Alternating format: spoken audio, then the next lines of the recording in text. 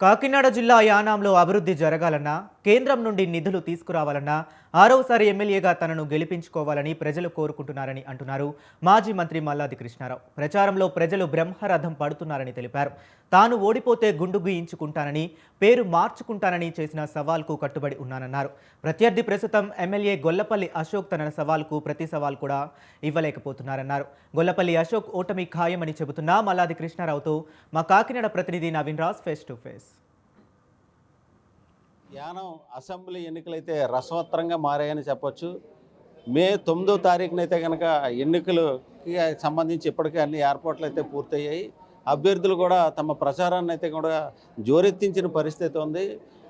5 సార్లు ఎమ్మెల్యేగా పనిచేసి అలాగే 3 సార్లు మంత్రిగా పనిచేసిన మల్లాడి కృష్ణారావు అయితే ఈ అసెంబ్లీ నియోజకవర్గాన్ని అయితే ఇప్పటికే ప్రచారాన్ని జోరెత్తించి అటు ఆ కార్యకర్తల్లోని అభిమానుల్లోనూ కూడా ఆ హుషారుని అలాగే ఉత్సాహాన్ని కూడా నింపిన పరిస్థితి ఉంది. ఈ ప్రచారం ఎలా జరిగింది, అసలు ఆయన విజయ అవకాశాలు ఎలా ఉండబోతున్నాయి అనేది మల్లాడి కృష్ణారావు అడిగి తెలుసుకుందాం. సార్, ప్రచారం ఎలా జరిగింది సార్? 29వ తారీఖున నామినేషన్ కూడా భారీ ఎత్తున జనంతో వేశారు, భారీగా మీరు ర్యాలీ కూడా చేశారు. అసలు ప్రజల నుంచి ఏ విధమైన మద్దతు వస్తుంది, అసలు ఆ ప్రచారం ఎలా జరిగింది?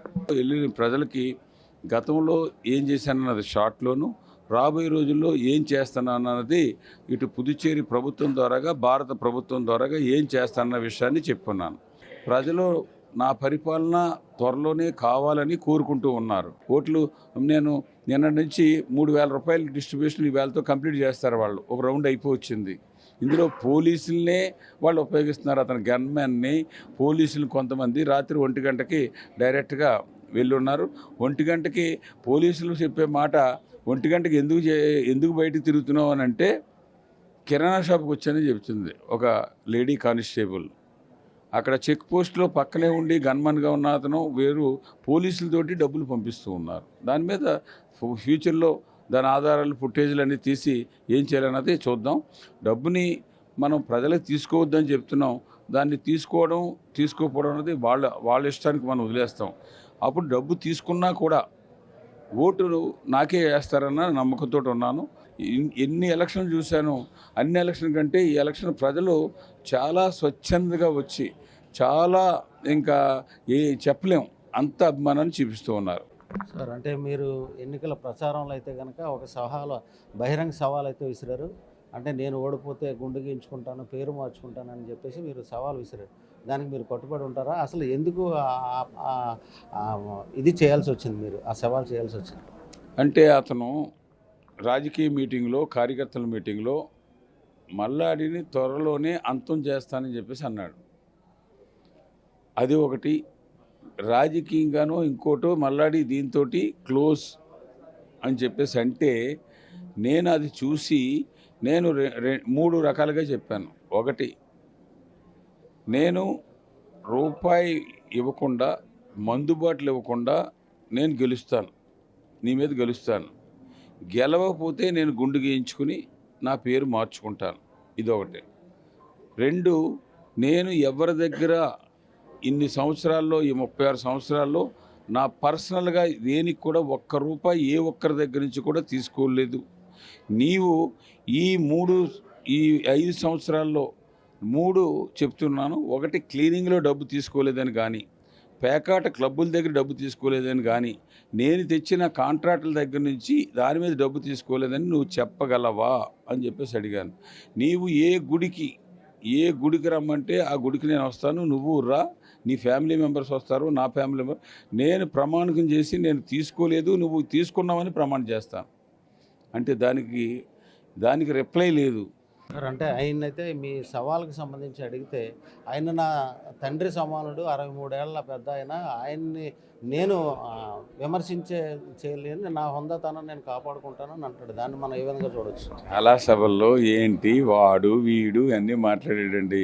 మీ దగ్గర ఇతనన్న ఈ గొల్లపల్లి అశోక్ అన్నవాడు ఇక్కడ చూసినట్టయితే, నేను కాదు, నీ దగ్గర 100 మంది 1000 మంది మొన్న ఎలక్షన్లో చొక్కా చింపేసుకున్న వాళ్ళందరూ కూడా ఎందుకు మల్లాడి కృష్ణారావు ఇంటికాడ ఉన్నారు? నా దగ్గర పనిచేసి గత ఎలక్షన్లో రంగస్వామికి ఓటేసి వచ్చిన వాళ్ళు ఎవరన్నా ఎంతమంది ఉన్నారో అది నువ్వు తీసుకురా, నేను తీసుకొస్తాను. మీ సమక్షంలోనే బహిరంగ సవాల్, దీనికి రమ్మనండి. సరే అండి, ఇంకోటి అంటే ఇళ్ల స్థలాలకు సంబంధించి కూడా మీరు 150 ఎకరాలు ఇచ్చి పేదలకి సుమారు 6,000 మందికి నేను ఇళ్ల స్థలాలు ఇస్తానని చెప్తున్నారు. అయితే యానాంలో ఉన్న స్థలం ఎంత, దీనికి ఆయన ఎలా ఇవ్వగలరు, ఇదంతా ఒక జోక్గా ఉందని చెప్పేసి ఆయన అంటారు. దానికి ఏమంటారు మీరు? రాష్ట్ర ఎలక్షన్లో అతను ఇచ్చింది ప్రతి మనిషికి కూడా ఒక పట్టా ఇస్తానని అన్నారు. అది జోకా? ల్యాండ్ లేదన్నది నీకు తెలీదా? నేను టీఎస్ నెంబర్లతో శుద్ధాగా కనకాలపేటలో ఏ ల్యాండ్ తీసుకోబోతున్నాం అన్నది, ఆ ల్యాండ్ సంబంధించిన రేట్లు ఎంత, ఆ ల్యాండ్ ఎంత, మెట్టుకూరు ఏరియాలో తీసుకునే ల్యాండ్ ఎక్కడ, దాని కాస్ట్ ఎంత. మొన్న ఎలక్షన్లో ఇంటికో పట్టాను అన్నావు, 6,000 పైబడి. మరి అప్పుడు ఎలా వచ్చింది నీకు ల్యాండు? కుర్రోడికి తెలియని ఇవన్నీ కూడా. అతని దృష్టి క్లీనింగ్లో ఎలా డబ్బు తీసుకోవాలి, ప్యాకాట్లో డబ్బులు ఎలా తీసుకోవాలి, కాంట్రాక్టర్ దగ్గర నుంచి ఎలా డబ్బు తీసుకోవాలన్న దాని మీద అతను ఎక్స్పర్ట్ తప్ప యానం గురించి కానీ యానం సమస్యల మీద కానీ ఏ ఒక్క సమస్య కూడా తీర్చకుండా జీవో మనం తీసుకొస్తే నేను తీసుకున్నాను పెట్టడం, రాని విషయం ఏదైనా ప్రయత్నం చేయని విషయం ఉందంటే మళ్ళీ అడిగేసినారు ఆఫ్ చేశాడు. ఇది మాత్రమే అతనికి తెలుసు, ఇంక ఏది తెలీదు. ఇటువంటి ఫస్ట్ అండ్ లాస్ట్ యానం రా పాలిటిక్స్. మీకు ఎంత మెజారిటీ వచ్చే అవకాశం ఉందంటారు?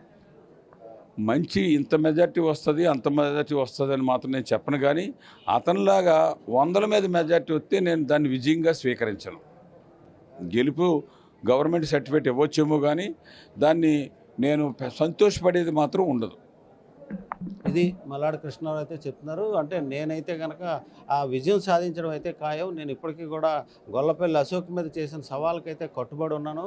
అలాగే ప్రజలకు సంబంధించి ఇళ్ల స్థలాలు ఇవ్వడానికి కూడా 150 ఎకరాలని సేకరించి ఇళ్ల స్థలాలు కూడా ఇవ్వడం జరుగుతుంది. ఎట్టి పరిస్థితుల్లోనూ సంవత్సరంన్నరలో ఇళ్ల స్థలాలు అయితే ఇవ్వడం జరుగుతుంది. ఎట్టి పరిస్థితుల్లోనూ నేను ఏదైతే హామీ ఇచ్చాలో ఆ హామీలకైతే కనుక కట్టుబడి ఉన్నాను. ఇప్పటికీ కూడా నేను రూపాయి ఎవరి దగ్గర తీసుకోలేదు.